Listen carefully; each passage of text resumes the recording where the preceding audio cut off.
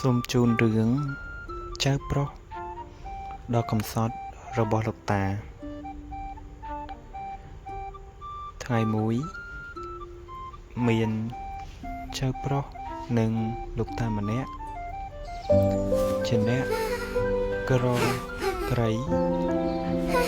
រកទ្រព្យសម្បត្តិពុំបានឡើយហើយចៅប្រុសដ៏កំសត់រកទីពឹងនឹងការសិក្សារៀនសូត្រជាមួយកូនគេដតីទៀតក៏មិនបានឡើយដែរអាស្រ័យដោយសារតែលោកតា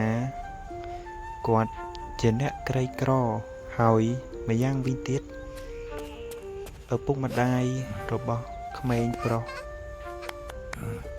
ទាំងប្រុសទាំងស្រីបានស្លាប់ចោល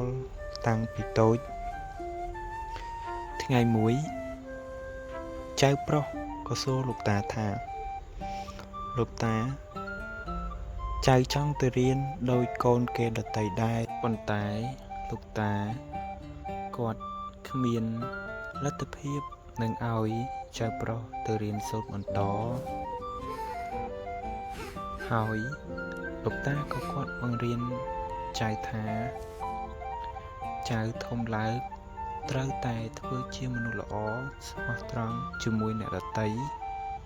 ហើយលោកតាក៏បានបង្រៀនចៅថាចៅកុំភ្លេចធ្វើជាមនុស្សល្អប្រកបដោយមនោមានចិត្តជ្រះថ្លាចំពោះនឹងសេចក្តីល្អដែលខ្លួនបានធ្វើនឹងអ្នកដទៃហើយម្យ៉ាងវិញទៀតនៅក្នុងសេចក្តីបញ្ចប់នៃសាច់រឿងនេះក៏បានបង្រៀនថាទោះជាលោកតាក្រនៅទ្រព្យសម្បត្តិក្តីមិនមានចូលចៅកុំលួចនឹងចង់បានរបស់អ្នកដទៃដែលគេមិនអោយ